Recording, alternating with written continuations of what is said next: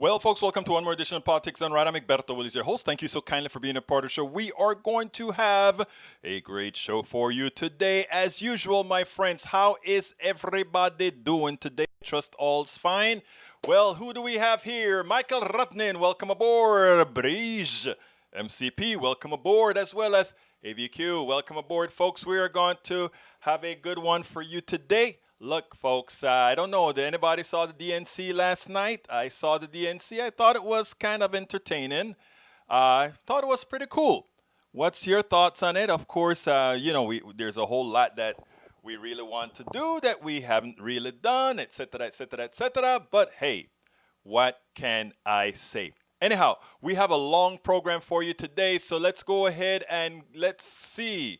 If my mouse will work, we can go ahead and get busy as soon as my mouse starts working. Hey, mouse, where are you? Where are you?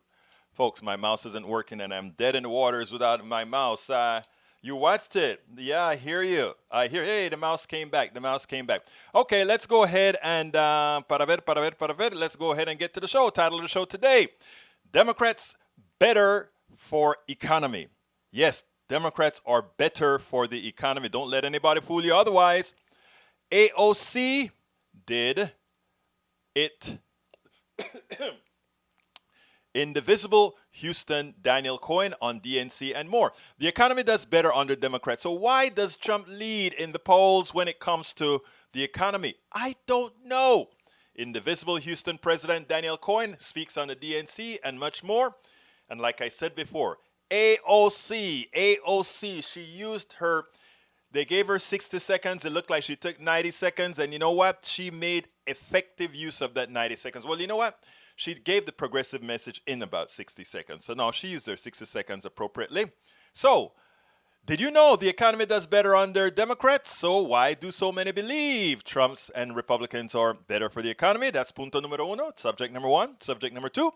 AOC got just 60 seconds to speak. She took 90. She detailed the entire progressive movement in that time.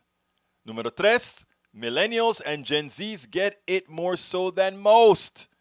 Of course, all our baby boomers and older Gen Xers that are common here on our show, as well as our millennials and Gen Xers, all you guys on this show know exactly what we're talking about and know exactly how things get done.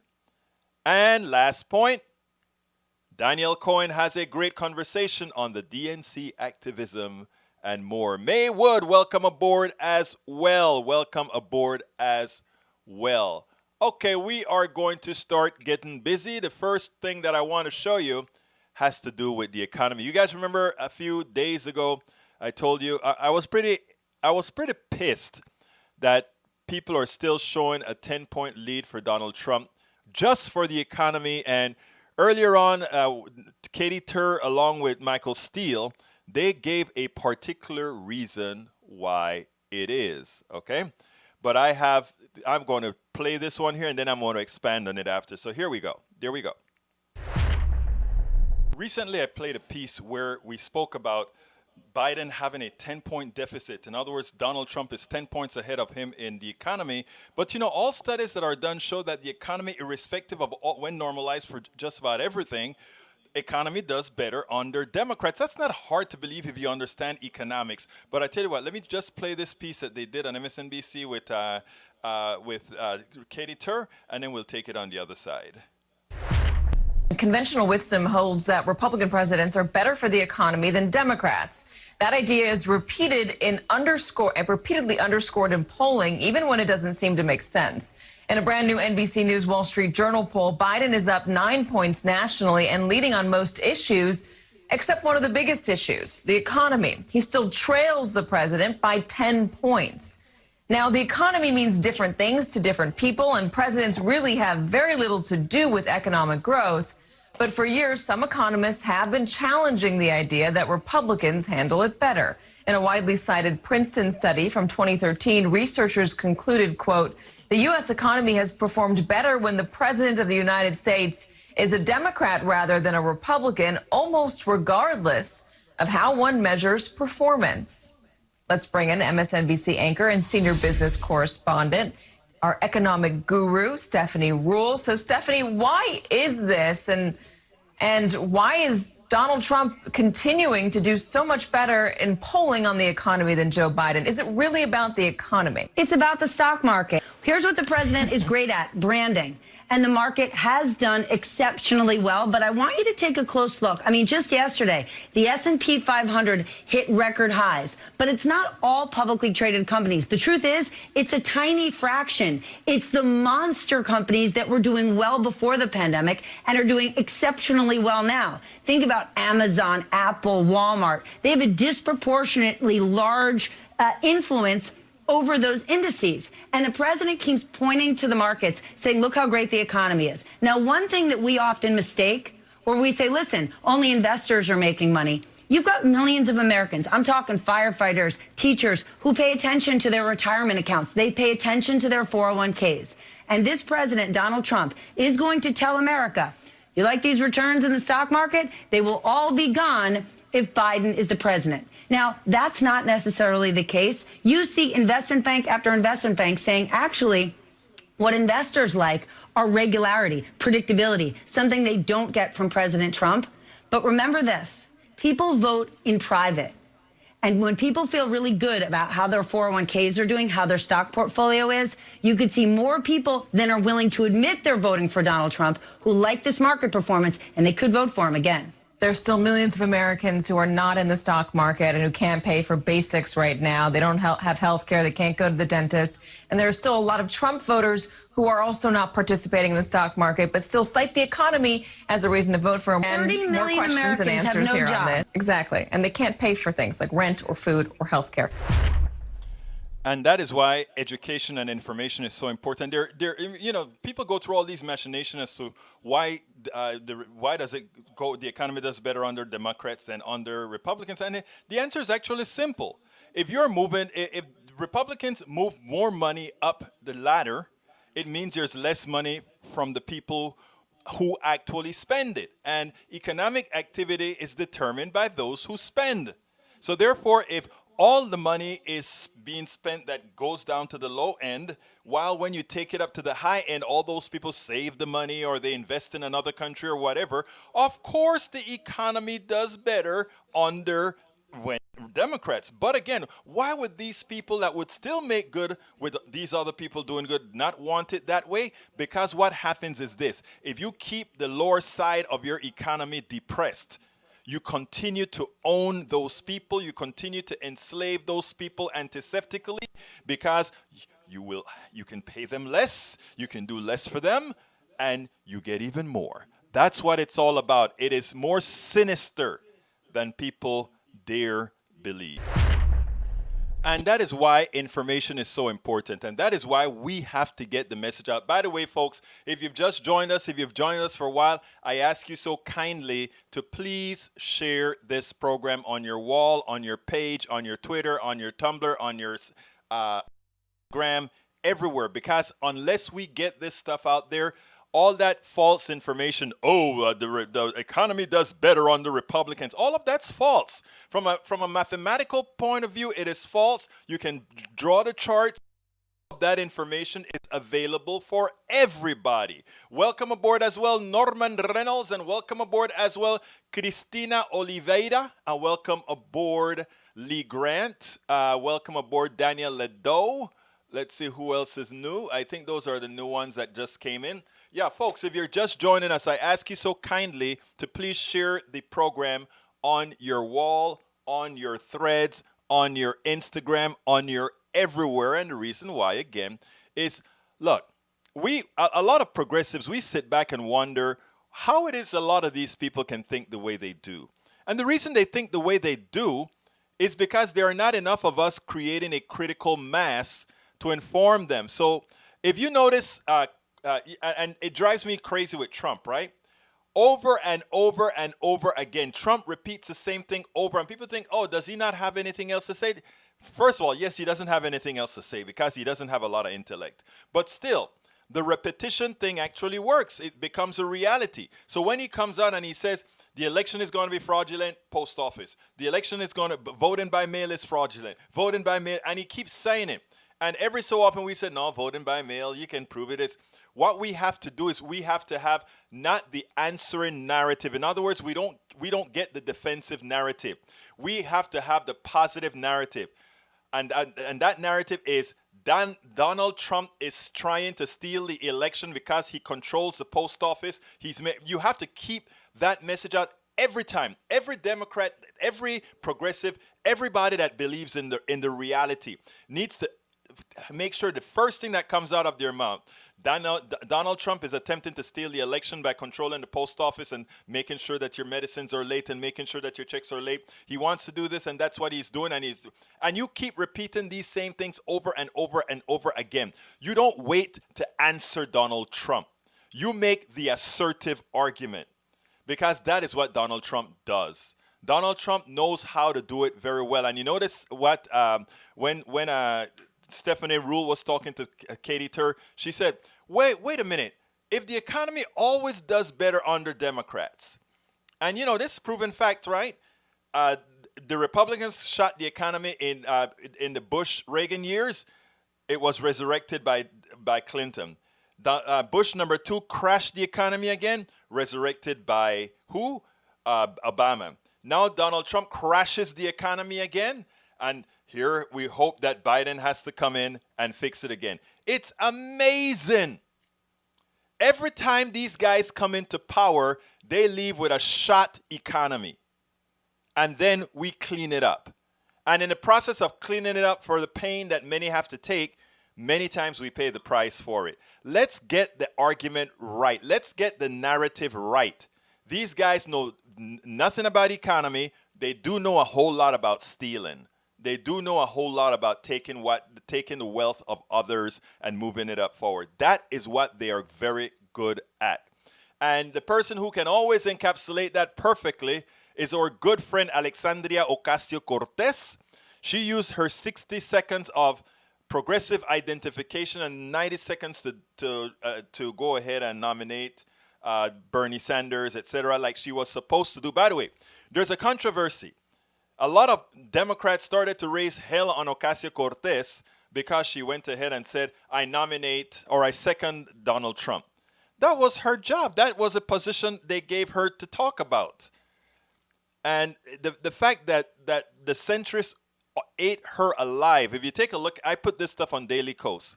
It only has 60 or so or 50 or so likes, and it has over 180 comments, mostly from a whole lot of people who don't understand the process that they think they do. But anyhow, let's listen to AOC because she encapsulates the progressive message perfectly. Let's go ahead and do that right now.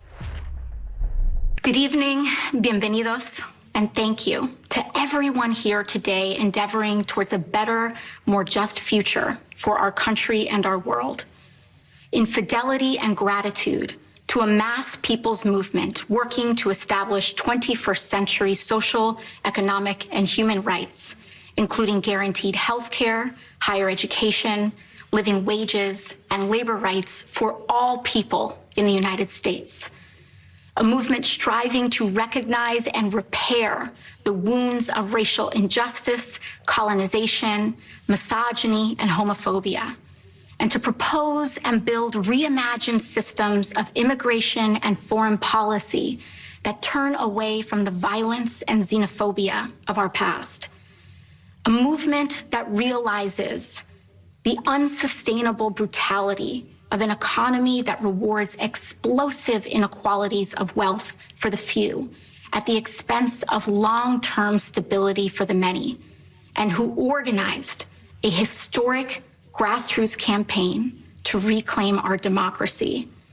In a time when millions of people in the United States are looking for deep, systemic solutions to our crises of mass evictions, unemployment, and lack of health care, in el espíritu del pueblo and out of a love for all people, I hereby second the nomination of Senator Bernard Sanders of Vermont for President of the United States of America. Wow, that was beautiful. I mean, it probably hurt a lot of feelings to hear the truth, but was that beautiful? Because it was done with the necessary words.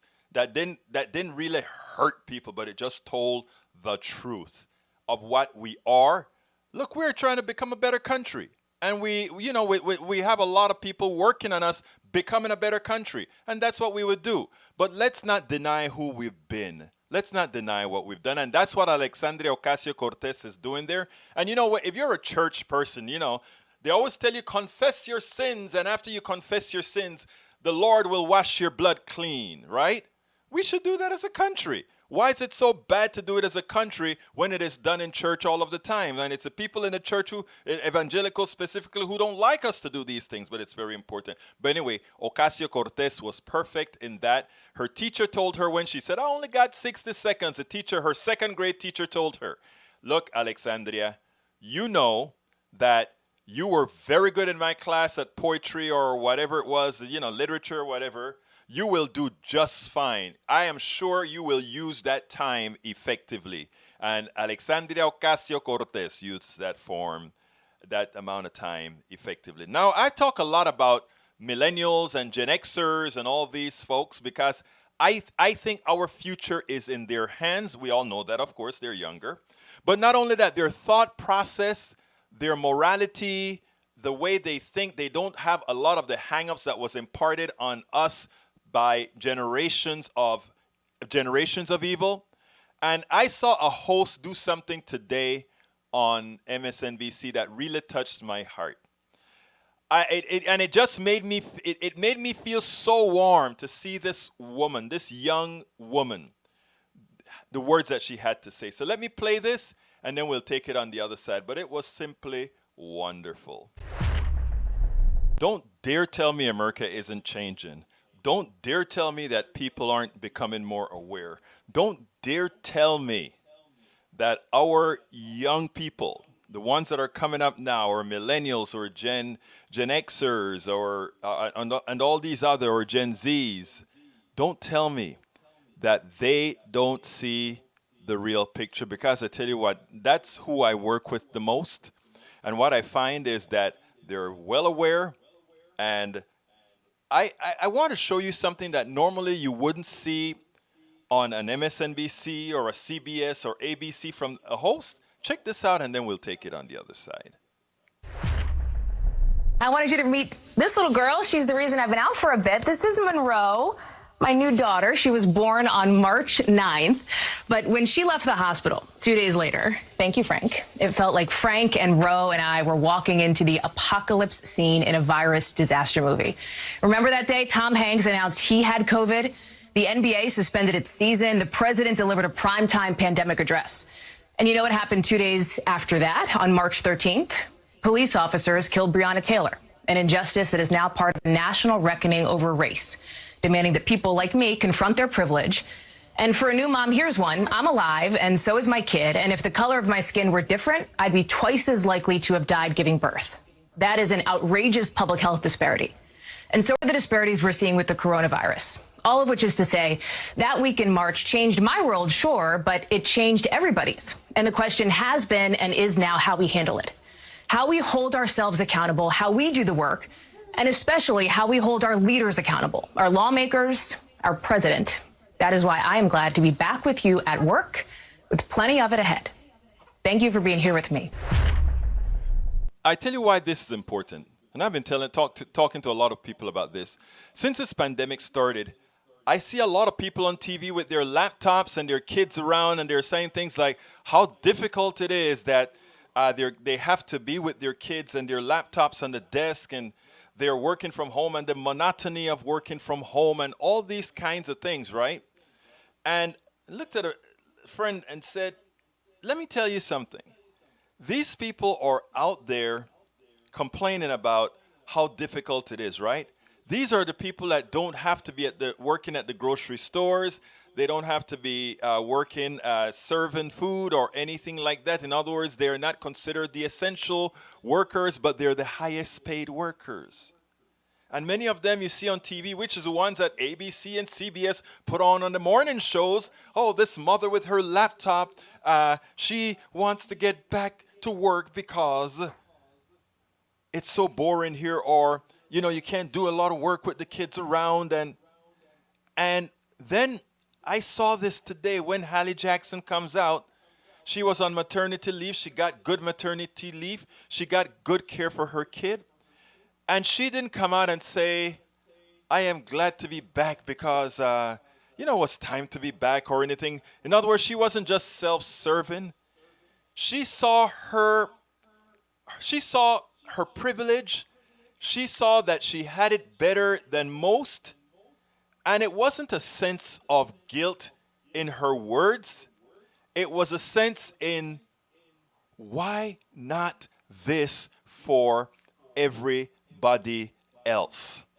And that is what we are fighting for. That is what we are fighting for. Everybody can have a decent quality of life.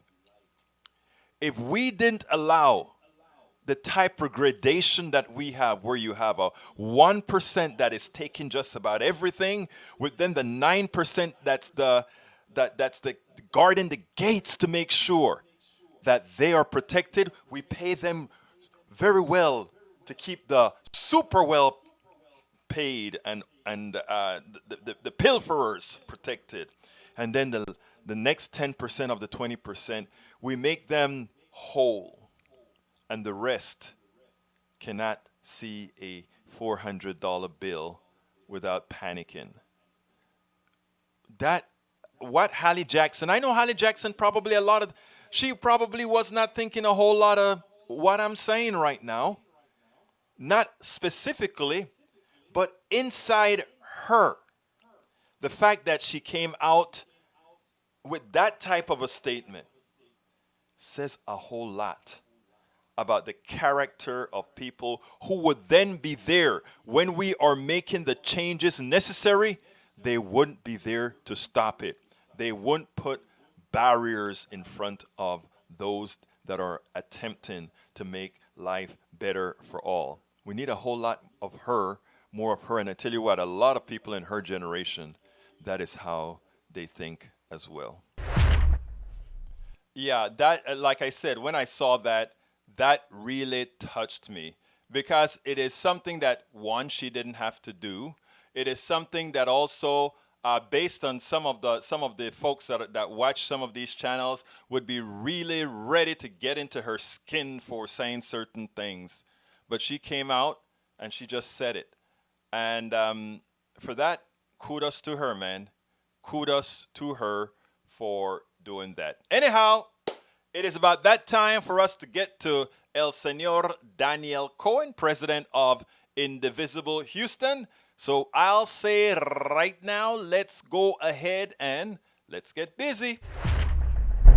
Welcome to one more edition of Politics Done Right. I'm Egberto Willis. I'm here with the one and only president of Indivisible Houston. And you know what? That is only one of the many things Daniel J. Cohen does here in Houston. Daniel J. Cohen, how are you doing, my brother? Just another day in COVID universe, sir. I'm doing okay overall, though. I'm a fortunate guy. How are you? I am doing fine, but let me tell you something. I know you so well, and you are normally out there in the field, and to watch you having to stay mostly sort of cooped up, you have to be going crazy, Daniel. Yeah, I am, but I was always going crazy, Egberto. No, I mean, look, man, we're still active, we're still doing things, we're still fighting, we're still doing all the research side of things, we're having conversations like this. And the other side of it is, I mean, if I'm just being totally honest here, I just want everybody to know that, if I need to, I got ways to get out there. There you go, brother. There you go. Hey, listen, you have the well-engineered mask. I'm gonna have to look for that, dude. It's only for those who go to 60,000 person protests in the wake of police brutality, and only a few, I guess. But look, I mean, there's stuff that's still going on. There are ways to do things socially distanced. There were 25 people distanced out in front of John Cornyn's office yesterday for the 184th week of the John Cornyn Tuesday protest cruise, weekly John Cornyn Tuesday protest. They were calling for, preserving the post office and saving the U.S. Postal Service, and bringing attention and pressure and awareness of that. So there are people that are out there. This Friday at 7:30 a.m., at the JP court on Chimney Rock Drive, just south of Westheimer. There's going to be people out there who are going to be demanding an end to evictions. So people are masked up. They're sanitizing their hands. They're socially distanced, and they're rising against evictions, because for a lot of people, that's life or death for them too. And so there's some of this stuff that is still happening. There are street actions still around the United States, and precautions are being taken to the best degree possible. But I mean, people aren't staying inside right now entirely. Some of them are flagrantly breaking COVID policies, and then other people are going outside, but are actually taking precautions as well, but still showing up to apply pressure to their elected representatives. That is actually pretty good, because there's a time Trump and them were saying things like, "Oh, look at all those protesters. How comes you're complaining about when our people do things?" I'm like, your people don't want to wear masks. If you take a look at a lot of our protests, not everybody, but a large percentage of them are actually wearing masks. They don't live in fogland. They actually live in today's reality. But Daniel, two things I want to talk to you about. First of all, I want to get your impressions of the Democratic convention before we go into the other issue. What are your thoughts? I'm not watching it. I'm being totally straightforward when I say that. I mean, I'm just telling people right now, I'm not watching it, because I already know where I stand on things. I think I stand pretty close to where you stand on things, which is that, we have this, look, people use this a lot. They say, don't let the perfect be the enemy of the good. And there's something behind there, two interpretations of that, or two reasons someone might say that. One of them is very reasonable, and the other one is not reasonable at all. The very reasonable interpretation of it is vote for your best available option. And the less reasonable version of it, that I think a lot of maybe your listeners would identify with as well, is, don't let progress get in the way of, a problem that kneecapped that progress in the first place, because there's something much worse standing behind the door. Mm-hmm. And if you say it kind of with the second, a lot of people say it with that second implied meaning, and don't realize that they're doing it. Because I don't personally think that we are actually talking about something perfect in the first place, and I don't think we're talking about something necessarily good in the first place. It's not that I thought a more progressive candidate was ever going to be perfect. In fact, all of the fans of progressive candidates always say the same thing, that once they get elected, your job is not finished, and showing up and going to the voting booth is only one very small part of what you do in the first place. There's never been a perfect politician. I don't know one left-leaning voter, high information voter, who would ever say, I got my elected official, and then throw their hands up, especially after the Obama presidency, when we realized that for the person you put in there in the first place may or may not be at the level that you wanted them to be at, and also that they can't even do the job alone to begin with, that you need a movement and you need support behind it and all of those things. And we don't necessarily think that the option that we're going to wind up with is all that good anyway. It's just that this is kind of where we're at, and this is where we land on things. I did see there was that kind of manufactured crisis by NBC when AOC. Yes. I mean, this is why I don't watch this stuff. It's just, if I'm going to get my blood pressure up, I try to do it over the stuff that I can, that I can really immediately impact and things like that. I throw no shade to people who are watching it, whether they're getting something positive out of it or if they're doing media critique and analysis. That's cool. But just for me right now, I'm trying to focus on the work that's in front of us, the grassroots work that's in front of us. And I kind of know, I don't have a lot of the time for the DNC in my own world and the stuff that I'm working on. So I haven't really been watching it. Well, let me tell you this. I think I understand exactly what you're saying. I have to watch it. To watch it. But the thing about it is, you hit on a very important number, that we know what we're getting. So therefore, we know what we're gonna do. But our job itself is to go out there and make progressive change, irrespective of what's elected. It doesn't really matter. So you are pushing forward, like all of us should be pushing forward. Whoever is in office, we are going to continue to push forward. Oh yeah, and there's other stuff too. I mean, there's making sure that the world knows, for example, and you have a national viewership. So if anybody saw Art Acevedo on that first day, yes, the hero chief Art Acevedo, take it from the people on the ground that are paying attention to that. Art Acevedo is no hero. Art Acevedo invoking the name of George Floyd is a tragedy. that he was able to do that and get away with it on national television, that he was part of an opening panel is a shame. It's shameful that that's happened. It's Explain shameful. why, because a lot, let me tell you something, Daniel. I've been preaching recently on the police officers, and I finally came out and said police officers are not the friends of POCs, period. And I make every attempt not to use police officers. If for some reason somebody have a gun on my head, I hope to see one. I'm not, we want to see the police officers in that regards, but I try to stay away from them because I always feel that they see me as a suspect first. And and it doesn't matter if it's a white officer, a black officer, or otherwise. That's how many people of color feel. Well, yeah, and I mean, you see these actions that are taking place, shutting down JP courthouses and standing in front of courts and like not letting landlords in to file eviction claims because the entire system right now is stacked against people who can't pay their rent and they're just going to get thrown out on the street.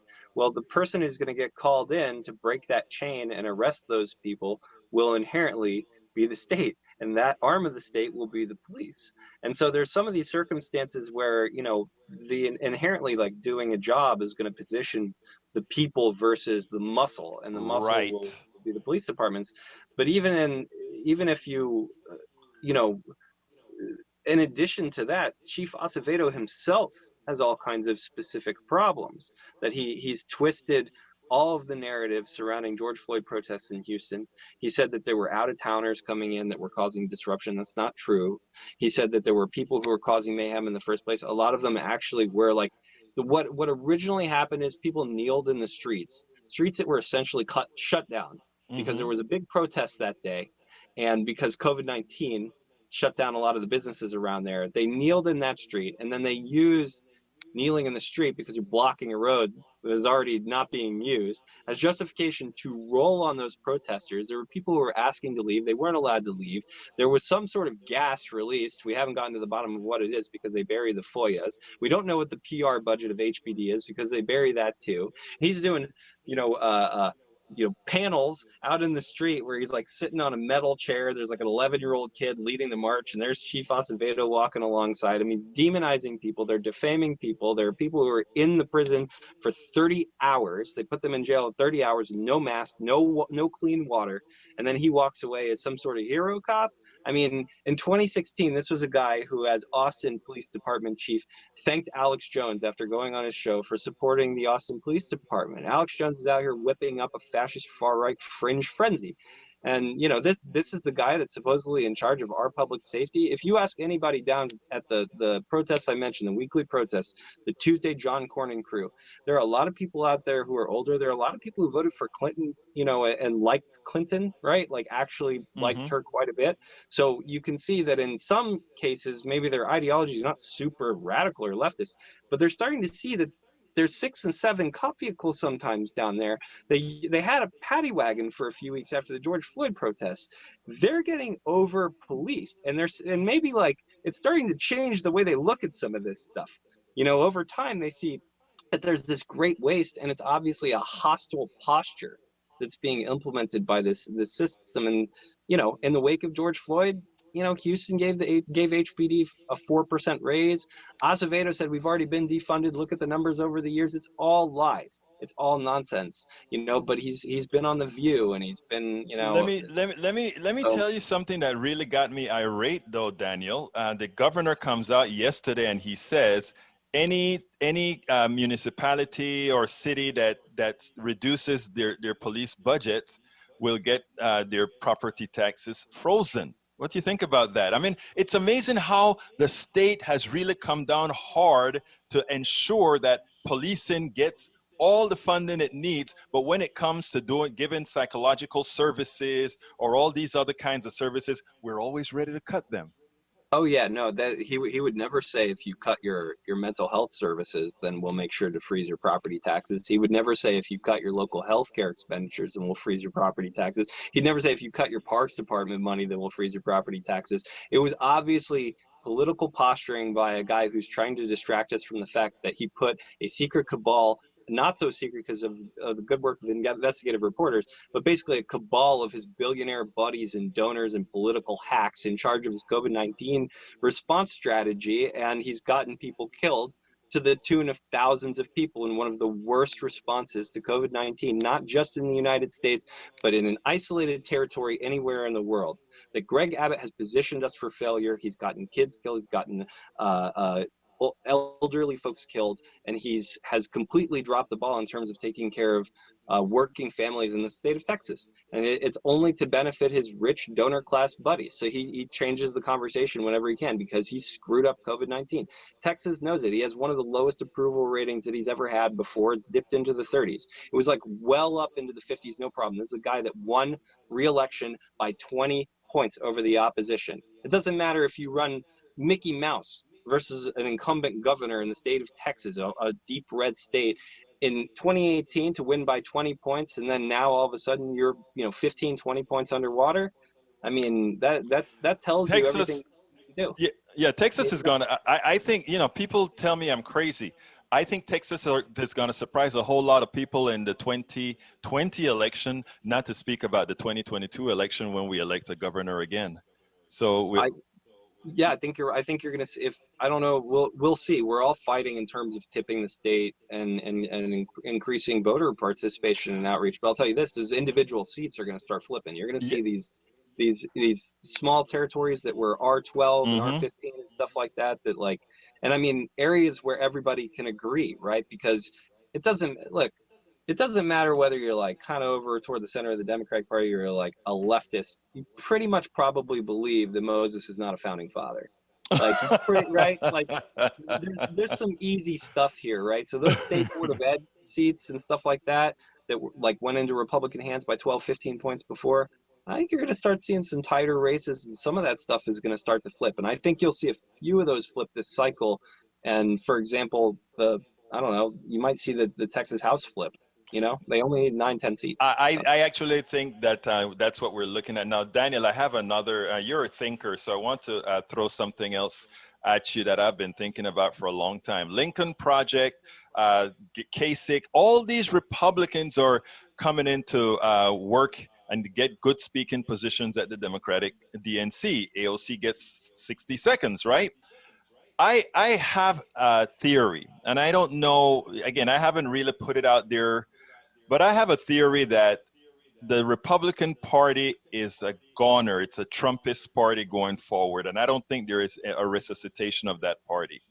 My hunch is that all these right of center Republicans are going to be coming to populate the Democratic Party, uniting with the left of center and centrist Democrats, and both together try to weasel out of all the big things we as progressives want within the party. What's your thoughts on that?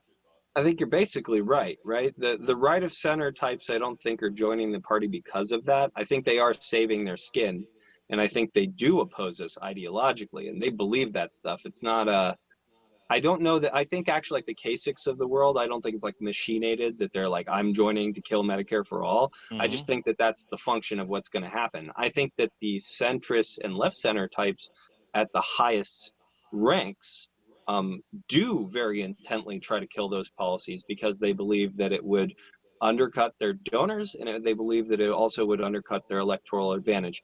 The electoral advantage side of it, I think that changes from day to day. I know a lot of times progressives say Medicare for all is super popular, and I know that a lot of the centrists say, well, we can't go that far because then we'll look like we're wild. I think that stuff is really complicated, and it actually depends on the person and the place in a given day and kind of how and how the question is asked. How the question is asked. I think that stuff is very complicated, and I tell people that if you hear me say something, I don't say it because it's popular with the electorate anyway. Like, that's not my job. That's somebody else's job to figure that out. There's a lot of people that do.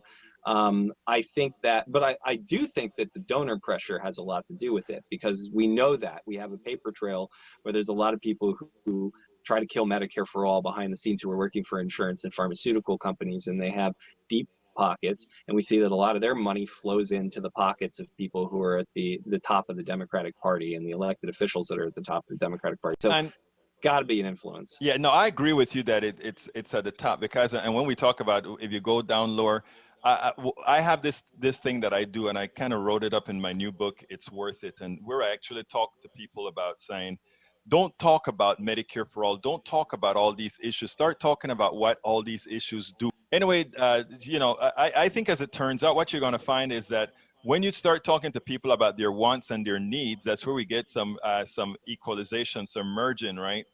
But when you start giving it labels, you run into trouble. So those are the kinds of arguments that I've been having with even people on the right and being very successful at it, right? And that's what I put in the new book that I just wrote.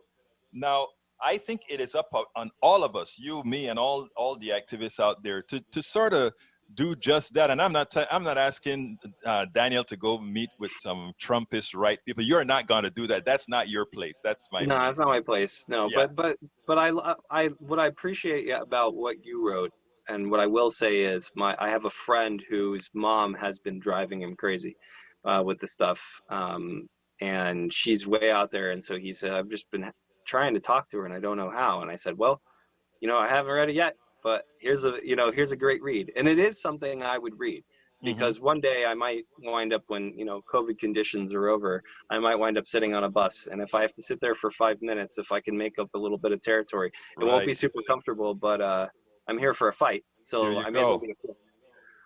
That is, I think that is important. But again, we're on the right side. Anyhow, lastly, one last thing I want to talk to you about. You were irate, Daniel. Talk to me about this new Republican convert to the love of Senor Biden, who actually used to put kids in cages. So yeah, this really drove me out there, right? Is that, it's bad enough. It seems like it's worse after another. First you had the Bloombergs, right? And then you had the Steve Schmidt crowd and all that stuff. And, and at some point, there was like Bill Kristol and all these different people that came over. Now, Miles Taylor, who's the chief of staff for Kirstjen Nielsen, writes this op-ed in the Washington Post saying that he had seen firsthand the horrors of the Trump administration and that we must get rid of them. So this is the chief of staff for Kirstjen Nielsen. So the person who not only helped her implement the DHS child separation policy, oversaw all of the people getting killed in private prisons that were contracted to ICE, and all the other horrors, and the tear gassing of people at the border, every other horror that was happening when she helmed DHS. And he turns around and basically he jumps. It's the most obvious rap from a sinking ship editorial that you've ever read in your entire life. Washington Post's fact checkers, and Washington Post ran the editorial now for Miles Taylor, but their fact checkers, a couple years, when the DHS policy came out, Nielsen says, we are not separating families at the border, period. The Washington Post fact checkers called that Orwellian. They called that It was a lie. And he was her chief of staff at the time, covering her six. So now 2 years later, writes an editorial saying that the Trump administration has got to go. What really set me off about this, though, is that there are people out there that say, whatever it takes, whatever support we can get for Joe Biden to get Trump out of there, that's the support we should take. And I'm like, let me get this straight. One of the reasons you think Donald Trump is so horrible, and you're right about this, is that he's separating families. He's instituted a family separation policy that takes an older system that was already bad, but makes it that much worse. And this was a guy that helped implement it, right? And he leaves and suddenly says, yeah, that guy over there is the bad guy. Let's throw him out. And you suddenly lionize him and accept his help at that point. I mean, it's like I said so what really, at the end of this conversation, I said to somebody, yeah, sure, let's accept whatever help it takes to get Biden out, right? We'll take his ICE chief. Maybe he'll endorse Joe Biden. What about Roy Moore? Maybe Roy Moore can endorse Joe Biden. We can all cheer about it. And he said, whatever gets rid of Trump. And I was just like, you guys lost the plot. You completely lost the plot, because you can project all of the evil onto a man instead of a philosophy. And if you've gone that far with it, then you don't really care about the people that are being impacted, and you don't really care about the problems that are occurring. What you care about is literally just making sure that the man goes away, not the problems. But Daniel, I'm going to say something that always gets me in trouble. But the man is nothing but what we have always been on steroids. So he gave, it was like the knee of that police officer on that guy's neck, on George Floyd's neck. that was something that everybody could see on steroids, because that is how we feel. The cops always have the boot on our necks. The problem is nobody sees it. America saw it, and when America saw it, they said, could that really be us? And that's why you see things like Black Lives Matter immediately increased in their favorability ratings and all of that. That's my thought. Uh, That's Go ahead. the activists did great work before that to set it up, and to get those policies out there, so that way that when unfortunate things happen and people say, what do we do? The solutions are popularized. And when, you're absolutely right that none of that was new.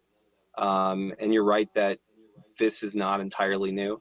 I think it's worth mentioning, it's a symptom of a larger problem, but symptoms can become their own cause. If you have a condition and a condition gives you a particularly bad symptom, that symptom can then lead to other symptoms that are really bad. And I think that you do sometimes have to address, the bleeding artery, so to speak, that was caused by whatever the underlying condition was in the first place. But yeah, I agree with you. Let me tell you one other thing though, Daniel, and this is where I try to live now with both my activism and what I do. I try now to realize that we are what's that word that when people can influence you? People can influence us easily. Susceptible to influence? Actually, yes. We are susceptible to influence. We're susceptible to groupthink. We're susceptible to all these things. And there are some of us who have the power to be. I got it. Impressionable. Exactly. There you go. Thank you. I know you would come up with it, Daniel. I know you would come up with it. Anyhow, so what I try to do with my version of activism is give everybody, whoever you are, the benefit of the doubt as being someone who has been that way. In other words, impressionable, etc. Now, after you've been presented with the truth and you've been presented with a side, that's only after then would I judge. So that's what I try in dealing with people with my activism. I know you don't go that far, but that's okay. I'm still here. You got a heart of gold, Egberto. Brother, let me tell you, give me a closer because I got to get out of here, process this. All right, right on. So if you want to learn more about what's going on down here in Houston, if you want to get involved, there's never been a more critical time, but there will always be a critical time, but there's never been a more critical time. So visit us at indivisiblehouston.org. That is One Nation Indivisible, Houston, like the fourth largest city in the United States, .org. Long live AOC. Let's go make the world a better place. Daniel, thank you so kindly. It's always fun talking to you. It's always informative talking to you. And we always learn a lot when you're on the show. Thank you so kindly, brother. Thank you. Lots of love, man. Okay, I hope you like that. All right, let me go ahead and start talking to my brothers and sisters out here. See what you've been talking about. Man, have you been talking? All right, let's see. Let's go from let me introduce everybody first. I got most of the folks up top already, but let me bring in, I think, Norman Reynolds. I don't think you were here before. Or Lee Grant, I don't think you were here before. Rose William, welcome aboard, Rose. Roberto Luis, mi hermano panameño, welcome aboard, my brother. Bruce Pollard, welcome aboard. Let's see who else is here that I haven't called. If I haven't called you, just drop your name in the thing. Lee Grant, I think I called you before.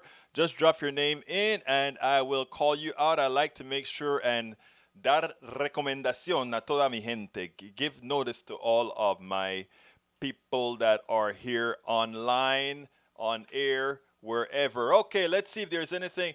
AOC gave a 90-second speech on issues, then endorsed Bernie Sanders at the end from Michael Rudnin. Yes, that's what occurred. Maywood says, okay, that was a reply to Michael Rudnin. Let's see. Cristina Oliveira said, oh, that was a reply as well. You're dangerous. I'm not sure what that conversation, what was that conversation about? British MCP, Democrats don't vote, but I think this year they will. I actually think you are right, Brige. I actually agree with you. Norman says, hey, survivors. That is Norman's new come by. I love it, Norman. Hey, survivors. Yeah, we're surviving. But we're not only going to survive, we're going to excel. That's coming next, brothers. That's coming next. Okay, traditionally, businesses have always done much better under Democrats. Maywood, absolutely so. And the statistics, the numbers are there. That isn't even something up for debate, right? But like I mentioned earlier, the reason why nobody wants to accept that is because there is reason to keep us tamped down.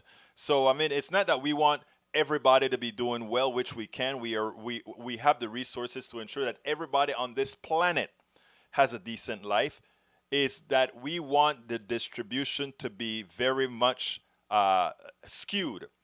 Some of us are greedy. Just a few. I mean, when the people talk about capitalism and so on, they say, "Oh, people are greedy. Greed is good. Greed is bad." And most people aren't greedy. If most people were greedy, those people that are greedy up top that don't have much upstairs, they wouldn't be there because the greedy people, since we're all greedy, would have made sure they wouldn't be there. So I mean, all the arguments that we've learned over time have been wrong. There are so many arguments that have been wrong over time for just too long. Okay, let's see. Daniel Ledo says, does that positive narrative include your advice to get mean? I never got advice to get mean. I got advice to be reciprocative. That's the advice that I give. In other words, I didn't say I don't believe in turning the other cheek. I believe in strengthening your cheek and making sure that if your cheek is damaged, that you don't take that sitting down. There's nothing not kind about that. I'm saying you always approach people with kindness. You always do things that way. But by the same token, you don't let somebody break your jaw. I mean, you'll be foolish to do that, right? Okay, Roberto Lewis. Trump will use what it takes to confuse everyone. Misleading will keep him to get to folks to stay with him. That's so important to know Economics 101 to understand how power structure works. Exactamente, hermano Roberto. You're absolutely right, sir. Norman says, Lee, the important thing is that we here know the truth, right? The economy and the livelihoods of the middle class, where we are, does better under Democrats. And what we have to do, Norman, and I think we can all agree on this, is we have to find a way ourselves to go ahead and put that into words that people understand. And Paul Fleming, welcome aboard. I don't think I called you out before. ATL checking in. That's what he says. And then, of course, we have Rebecca Lynn. Keep talking. Of course, we're going to keep talking, Rebecca. Of course, we are going to keep talking. Bridge MVCP says black newborns 3 times more likely to die when cared for by white doctors. I saw that study, and I want to understand that. I have to talk to my daughter about that one because my daughter is doing her rotation right now in OBGYN. And I want to see what she thinks about that study because that's an important study right there. Okay, let's keep moving on down. Maywood says, not us a reply that Maywood have. Bruce was talking about solving that problem. Okay, para ver. I'm so grateful for the opportunity to apply my trade. Really, Bruce? You apply your trade all the time, Bruce. Come on now, stop being so damn humble. You're a very smart guy that does all kind of stuff. All right, let's see. Para ver, where I want to bring original stuff, not people talking to each other. So forgive me if I'm kind of scanning through a bit. Para ver, okay. I'm coming down. Bruce says, actually, I taught somebody how to fish. I'm from Panama. You know, guys, I've never really fished for any significant amount of time. And my country is surrounded by water. Well, on 2 sides, very much so. All right, Lee Grant, that was an answer. Can someone forward this to Lee Grant? Somebody forward that to Lee Grant, please, for Senor Rudnin. Okay, let's keep going down. Michael Rudnin says, Michael Steele, when you ally yourself with people who lie to the people about Iraq, weapons of mass destruction, connections to 9/11, led to a war of aggression that destabilizes the Middle East, killed millions, made homeless tens of millions, lost $6 trillion on our national treasury. What does that make? I know. I agree. Although I don't mind having the Lincoln Project beat up Trump, right? But what I'm saying is, don't let that fool us into believing that they are our friend. And you guys remember the show I did about that. Rose says, unfortunately, a lot of the young are totally disgusted by the hypocrisy of both the right and the left. Not that there is a left, let's say right center. Thank you, Rose. And feel it won't make any difference. Biden is still a jerk overall. Agreed. But let me tell you, I'm still advising our brothers and sisters, young ones, let's go ahead and vote Democratic, vote for Biden. We have a lot to do after that, and we will be there not to abide or not to let these guys do the center-right thing, but to be right back out there in the streets to get the right thing done, but at the same time educating Americans so that because remember, they're misinformed from the media that they watch, right? We know better. We have to, with kindness, with respect, with empathy, with a sense of humility.